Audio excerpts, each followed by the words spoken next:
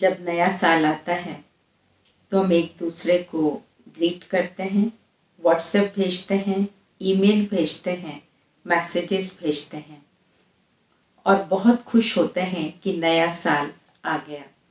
अब सोचने की बात यह है कि नया साल तो हर साल आता है और पुराना साल हर साल जाता है और वही 365 दिन होते हैं। लेकिन फिर आने वाले साल को हम नया साल क्यों कहते हैं और क्यों एक दूसरे को हैप्पी न्यू ईयर कहकर ग्रीट करते हैं?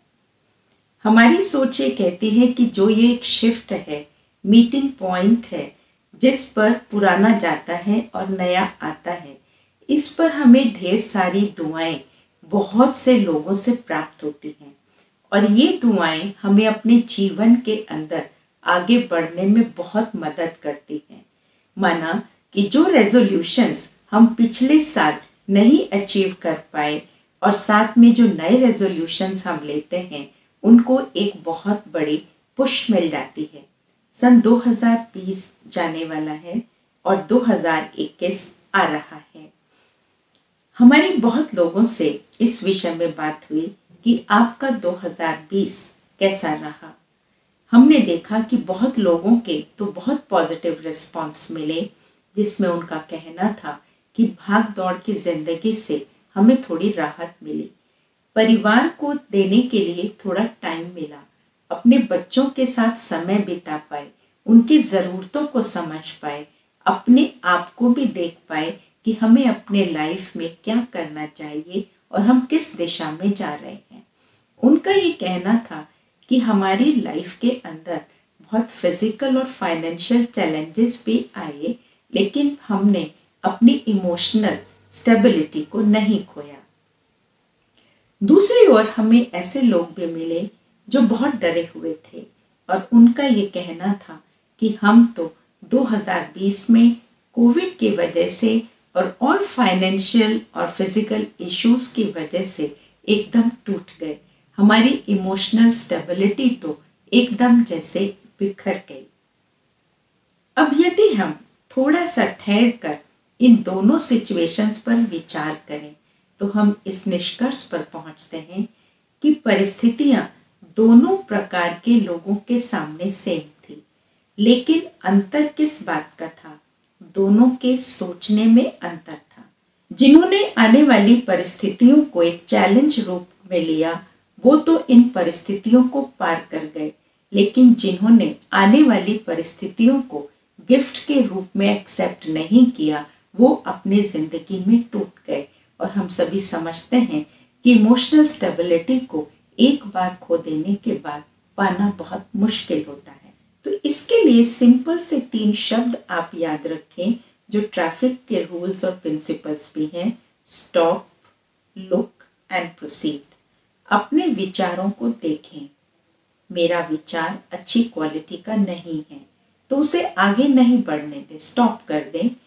देख लिया, अब उसकी दिशा को बदल दें। जैसे ही आपने उसकी दिशा को बदल दिया, एक विचार आपने स्वयं को ये दिया, I am master of my thoughts, I am master of my thoughts.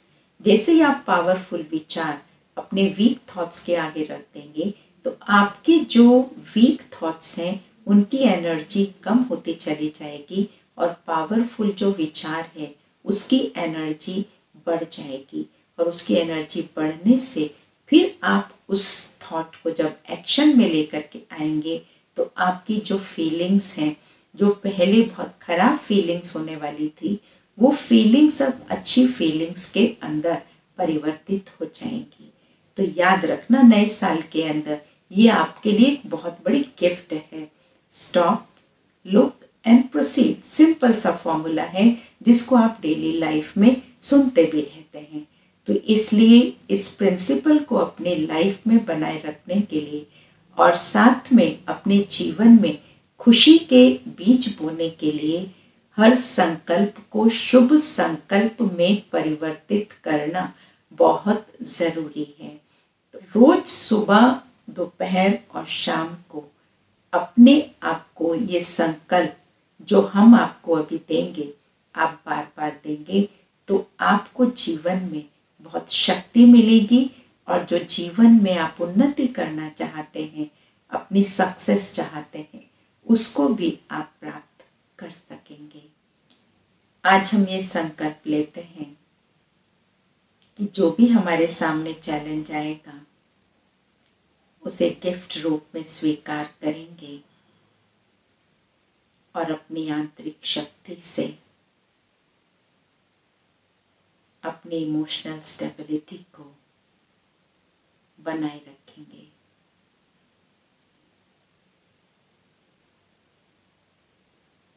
इन्हीं शुभ भावनाओं के साथ आप सभी को नए वर्ष की बहुत बहुत हार्दिक मंगल कामनाएं और ढेर सारी दुआएं।